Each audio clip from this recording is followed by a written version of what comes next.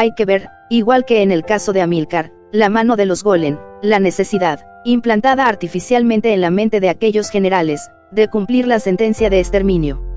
El pecado de los sajones era este: ocuparon el bosque y se entregaron con tal empeño a realizar su misión, que impidieron durante siglos que los golem pudiesen acercarse al Esterstein, pero lo más grave era que grabaron los 13+3 signos rúnicos del alfabeto sagrado en la columna Irminsul, y le incrustaron en su centro la piedra de Venus, en rememoración del ojo único de Wotan que miraba al mundo del gran engaño desde el árbol del terror. La repulsión que los sajones experimentaban hacia los sacerdotes golem, su rechazo irreversible al judeocristianismo, su fidelidad al pacto de sangre y a la sabiduría hiperbórea, su defensa encarnizada de la plaza de Teutoburger-Wald, y su negativa a entregar la piedra de Venus, eran motivos más que suficientes para decretar el exterminio de la casa real sajona, especialmente en ese momento en que el poder de los golem estaba en su apogeo. Los benedictinos golem tenían bien claro cómo debían educar las mentes europeas para que en los tiempos por venir se experimentase colectivamente la imperiosa necesidad del templo local. Entonces el colegio de constructores golem, que pronto se pondría en marcha, levantaría templos de piedra nunca vistos, catedrales magníficas, construcciones que en realidad serían máquinas de piedra de tecnología atlante morena y cuya función apuntaría a transmutar la mente del creyente y ajustarla al arquetipo colectivo de la raza hebrea, que es el mismo que el de Jesús Cristo arquetípico. Alcuino, que se hacía llamar Flaco en honor del poeta latino Horacio, dirigía los círculos culturales benedictinos golem que rodeaban al emperador. En tales cenáculos se respiraba un aire bíblico y judaico muy intenso. El propio Carlomagno exigía ser llamado David, y su fiel consejero Eginardo, por ejemplo, pedía se lo nombrase Besaleel, por el constructor del tabernáculo en el templo de Jerusalén. Y en este especial microclima ambientado por los benedictinos golem, al emperador y sus principales colaboradores de la nobleza franca, se les iba lavando lentamente el cerebro y se los condicionaba para adoptar el punto de vista golem sobre el orden del mundo.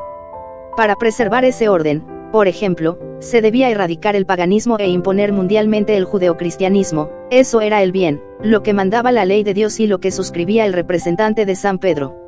No importaba si para conseguir ese bien se debiesen destruir pueblos hermanos, Dios perdonaría a los suyos todo lo hecho en su nombre. Los golem condicionaban de este modo la mente del emperador porque necesitaban un nuevo Perseo, un héroe que cumpliese la sentencia de exterminio que pesaba sobre el pueblo de sangre pura de los sajones y les permitiese robar su piedra de Venus.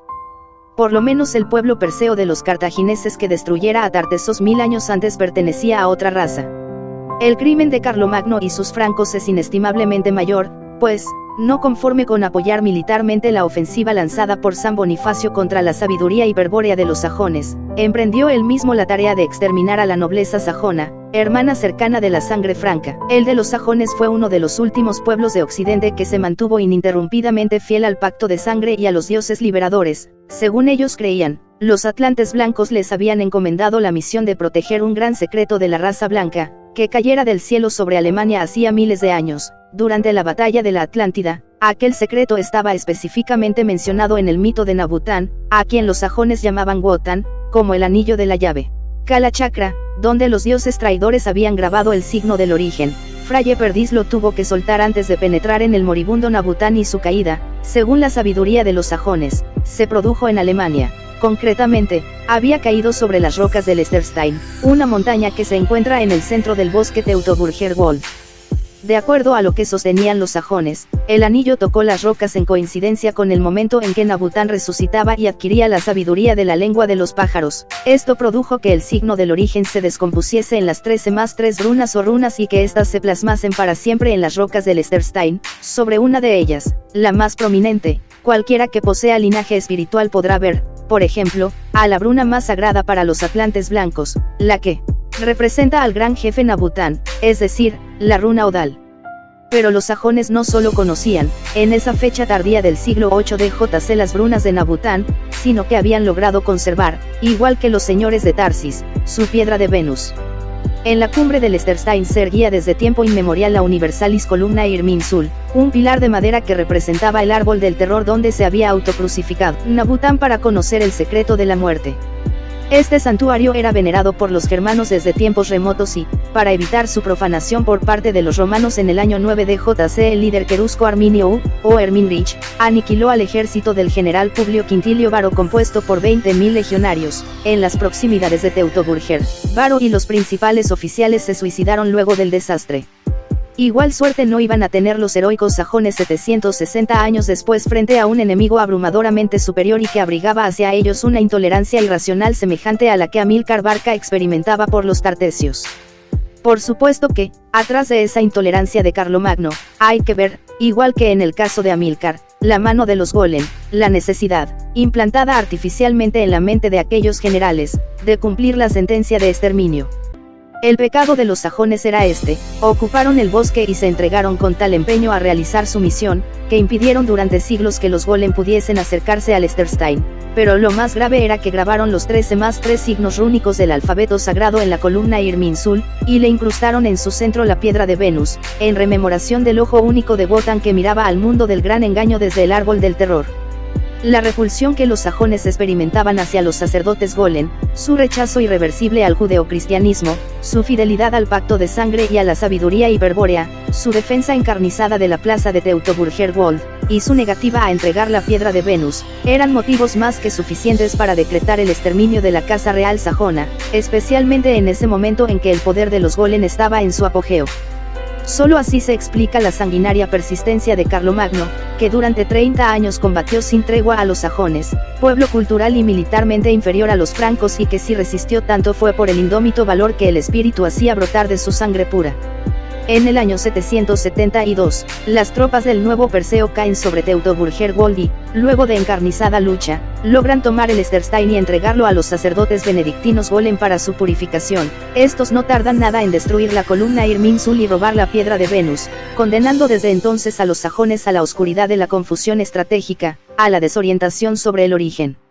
No obstante el botín conquistado, faltaba cumplir la sentencia de los golem. En el 783, en Beden, Carlomagno, en nombre de nuestro Señor Jesucristo, haría decapitar a 5.000 nobles sajones, cuya sangre pura consumaría en el sacrificio ritual la unidad del Dios creador Jehová Satanás. Tras una posterior resistencia sin esperanzas, por parte del único jefe rebelde sobreviviente, Witikind, los sajones terminaron por aceptar el judeocristianismo, como tantos otros pueblos en similares circunstancias, y se integraron al reino franco. Carlomagno moría en Aquisgrán, en el año 814, pero ya en el 800 había recibido del Papa León el la consagración como emperador romano, justo pago para quien tanto sirviera a la Iglesia y a la causa de la orden benedictina. Le sucede como emperador su hijo Ludovico Pío, a quien sus contemporáneos apodaron el Piadoso y el Monje, por su dedicación a la Iglesia y su preocupación por poner definitivamente a los monjes francos bajo el poder de la orden benedictina. Apenas 3 años después de su coronación imperial concreta ese anhelo de los golem en el sínodo de Aquisgrán del año 817, en el que se acuerda imponer la regla benedictina a todos los monasterios de los dominios francos, es decir, a lo que pronto sería el Imperio Romano Germano, parte de España, Francia, Alemania, Dinamarca, Suecia, Frisia, Italia, etc. Con la sanción de aquella ley imperial, el poder de la orden quedó consolidado lo suficiente como para que los golem no pensaran en otra cosa, los siguientes 270 años, que en llevar a la perfección el colegio de constructores de templos. En los 200 años precedentes acumularon el conocimiento de las ciencias, ahora pasarían a la práctica, formarían gremios de constructores compuestos de logias de aprendices, compañeros y maestros masones, y tales logias serían laicas, integradas por gente del pueblo, pero dirigidas secretamente por la orden, que va a ser quien posea el plano y las claves del templo. También haría falta disponer de una clave final, un secreto que permitiría a los golem llevar su obra a la máxima perfección. Pero los golem, y por ellos la orden benedictina, contaban con la palabra de la Fraternidad Blanca de que tal secreto les sería confiado cuando su misión europea estuviese a punto de concluir.